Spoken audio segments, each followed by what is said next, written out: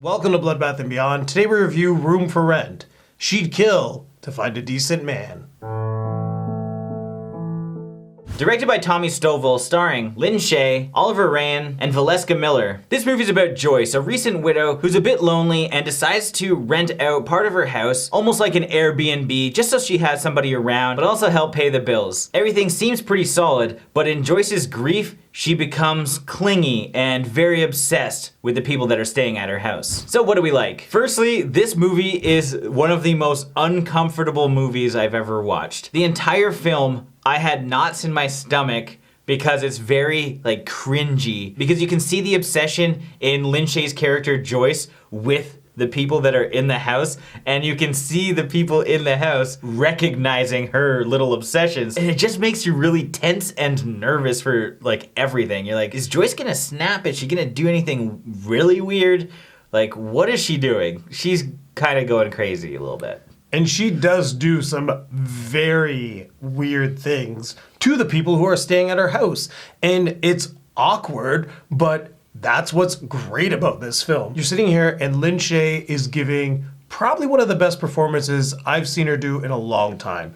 Her character is very different. It really makes me not want to try Airbnb. I've never done it before, and I don't know that I'd want to if there's people out there like her. So the main story is Sarah and her partner come and stay with Joyce, and they leave quickly, but Sarah stays in touch with Joyce. They're old school pen pals writing each other letters. Then we have Bob, this guy on a motorcycle. He's a handsome young man. He stays at the place, and Joyce, she's trying to get with him. She loves Bob. She loves that he's a man that can defend her because she's being bullied by some like 12-year-olds. Which I might add, the most satisfying part in this film is when Bob punches the kid. So once she's grown this attraction for Bob, she starts writing to Sarah about Bob as if they're dating and as if this is her new man. This is where you start feeling really tense. You're like, oh, don't do this. What happens if Sarah comes over and realizes Bob is just some like guy and is not interested in Joyce? Oh my God. I'm even like starting to like feel really awkward right now. Can we play the clip of the sports game, like the football game? Oh my God,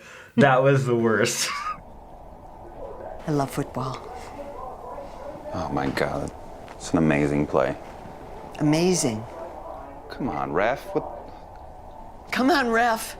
Come on, ref. I was a little nervous because Sarah does come and Joyce is like, oh, we're gonna go to like Bob's favorite restaurant that we go to all the time, which is called the Sundowner. So in my head, where we live, the Sundowner's a strip club. I'm thinking that they're gonna go to a titty bar. But Joyce's character is just delusional, and you just go for this ride on her delusion. You see it from her perspective, and then you see it from all the other characters' perspectives. And you start sitting there wondering, like, how do I react? Like, if you're Sarah, you don't want to be mean and call Joyce out because she's grieving. I did enjoy the production value of this film. It had great cinematography. The lighting was very well done because they did it in such a way where like they used a lot of underlighting or backlighting to create shadows and build this tension of Joyce creeping around in the house, trying not to get caught. The film does a good job setting up all its situations. Now, what didn't we like? At first, this movie seems like the acting is subpar, but it grows on you. Immediately while watching it, I thought, okay, Lin Shaye's being a little bit too much.